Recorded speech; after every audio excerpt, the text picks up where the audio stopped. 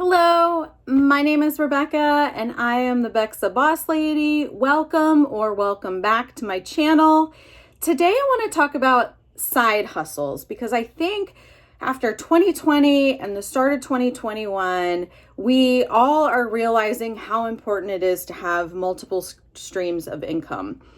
And I know it's been very hard for many people within the last year. We're going on almost a year. March will be a year of the shutdowns and the pandemic and COVID, where millions of people lost their jobs.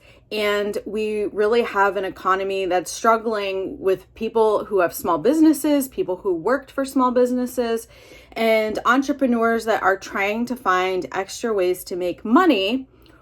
We also have people who are just getting started and they just want to start a side hustle, or they're ready to transition out of their current positions, or they just want some extra cash, right? I will say being able to have income coming in during all of my chronic illness struggles was really beneficial to my mental health. I am still able to contribute to our household income regardless of whether or not I'm able to leave the house and go to an office or a workplace. Being able to work on my own terms and as my own boss has been the best decision that I've ever made. It's been a struggle at times. It's not always easy, but we definitely are better off for it and have had more opportunities because of it. One thing I noticed is having the opportunities that I've had and the opportunities I've created for myself, it's kept my mind going and my mind sharp. One thing you may not realize if you don't have chronic illnesses, or if you have them, you might not notice the brain fog that comes along with these diseases. It's very challenging to be on medication all the time and be in chronic pain while also using your brain and trying to put full sentences together. There was a time I tried a migraine medicine and it literally made me forget words. I have had several conversations with my husband. I couldn't remember things like gummy bear, house, just really basic words that should have come right to my mind. I thought I was actually losing my mind. Ultimately, I ended up going off of that medicine, but there are times where you're just trying things out, you're seeing what works, what doesn't work, and through this, you don't really know what's going on in your brain. One of the beneficial things and great things about a side hustle is that ability to have extra funds and do something that you love. It's really an opportunity to look and search for something that you really enjoy doing and that you can spend extra time making money. You know, when I was a social work supervisor, I had a team of 7 or 8 people any given month. I supervised like 120 cases. It was a lot of work, but there were times when I left there and I just had to go do something else. That's when I started teaching group fitness. I had gone on my own weight loss journey, which I'm currently going through again. But at that time, I was 25. We had just gotten married. I'd gained some weight and I was trying to lose it myself. And through that, I fell in love with fitness. And I actually got my group certificate, my instructor certificate. And I started teaching group fitness places. And I even started teaching it in the basement of my workplace to our coworkers. And I really loved doing that. It was something that got me active. I could, use my rah-rah cheerleader kind of personality. My husband bought me a little microphone for Christmas and I was ready to go. I was a little group fitness guru on the go.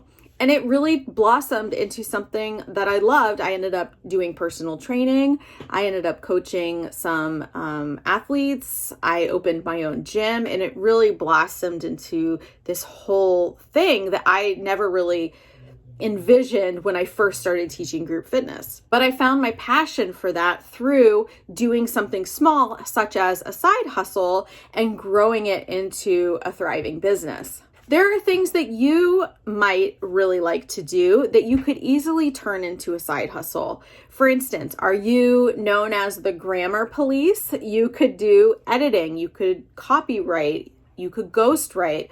There are sites like Fiverr and Upwork where you can go on and set up your profile and offer services to people. I've hired contractors on both of those sites numerous times to help me with different projects such as writing, graphic design, and the like. You can set your own rates, you can set your own schedule, and you can do whatever you want based on your passions. So the first thing you probably would want to do is write down what your passions are. Scribble down those 5 things that you really love to do, whether it's your hobby or it's something that you just are known for. Like I said, the grammar police, maybe it's fitness, maybe you're a really healthy cook, maybe you're a decorating guru, or people always comment about how great your parties are decorated. There are infinite numbers of opportunities out there if you sit down and really drill down into what you enjoy doing. Once you pick that topic, I talk a lot about reselling.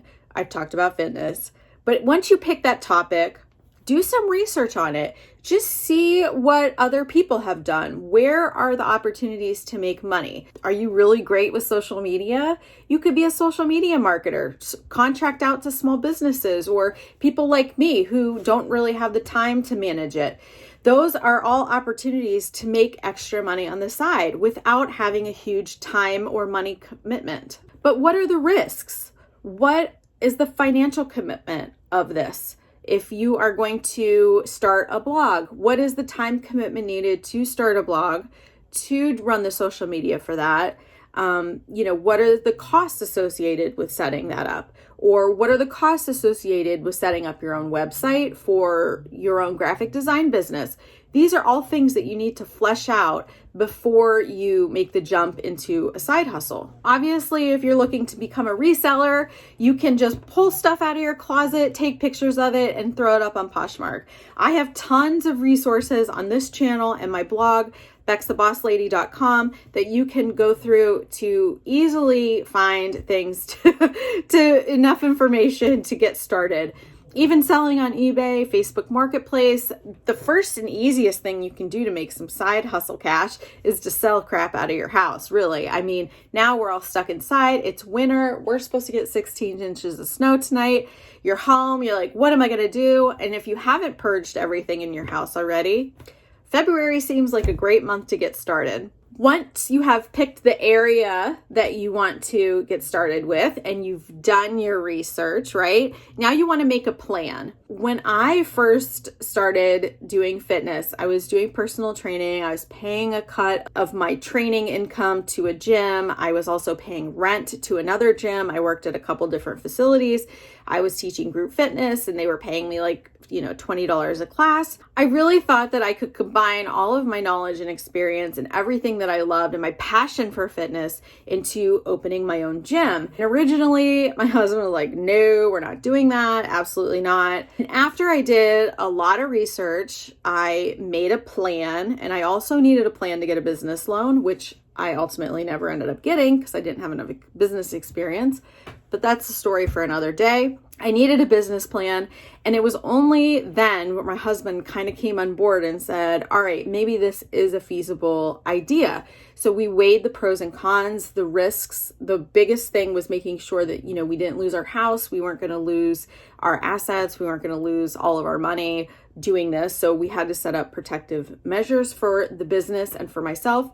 So you want to make sure that you go through and you set up a business plan. What is the time commitment? What is the financial commitment? How are you going to work with your partner to make sure that you have the time and the ability to do the things you need to do for the side hustle without having it negatively affect or impact your life? Which goes into my next point of watching the clock. You want to be sure that you are spending a reasonable amount of time, a feasible and reasonable amount of time on this. If you are working 24/7 in your 9 to 5, then you're working 24/7 in your side hustle, and you have children, and you're married, and you're involved in activities, it is very difficult to add these things in if you are not conscious of your time and your time management. Most of the time when I feel burned out from reselling and from things that I'm doing, it's because I'm doing it too much. And actually, even recently, I've been trying to get my blog up and running again. I've been trying to get this YouTube channel back up and running again, and reselling still and doing my art. And I just have found that I need to stay off my computer at least one day a week. So Sundays, I'm trying to take that day where I'm very limited on social media. I'm very limited on my computer. I'm not on my computer while I'm watching TV, while I'm reading a book, while I'm doing something else. So having that structure and knowing that I need that time to myself to refresh and recharge, sticking to it is even more difficult though. So knowing it and sticking to it are two completely different things. So somehow you have to hold yourself accountable, whether you have an accountability buddy or you're tracking what you're doing or you have an alarm set, whatever the case may be, you need to make sure that your time is accounted for and that you are sticking to it. And finally, those get rich quick schemes, all of the ones you see on social media where people are talking about, oh, it's so easy, you just invest $100 and I make $5,000 a month.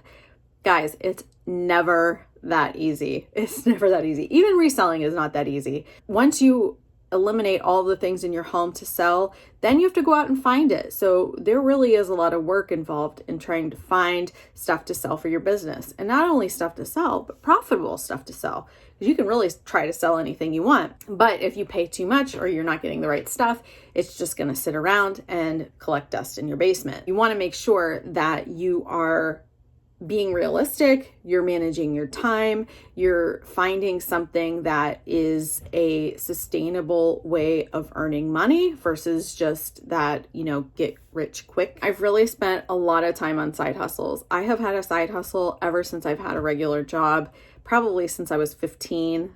I have had in the past books on starting every kind of business. Once I start a hobby or I start something on the side, I always think I'm going to turn it into a business. But some of them work and some of them don't. So be prepared to walk away from something if it doesn't make you happy or it doesn't make you money or you don't want to do it anymore.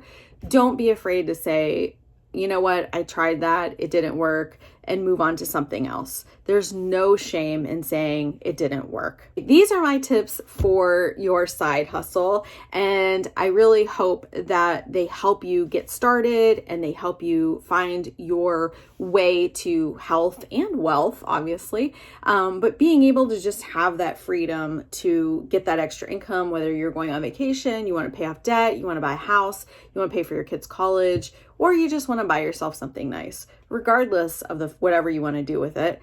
It is easy to do once you have a plan. So thanks for watching. Don't forget to subscribe. Give me a like. I'll see you next time. Thanks for watching. Bye.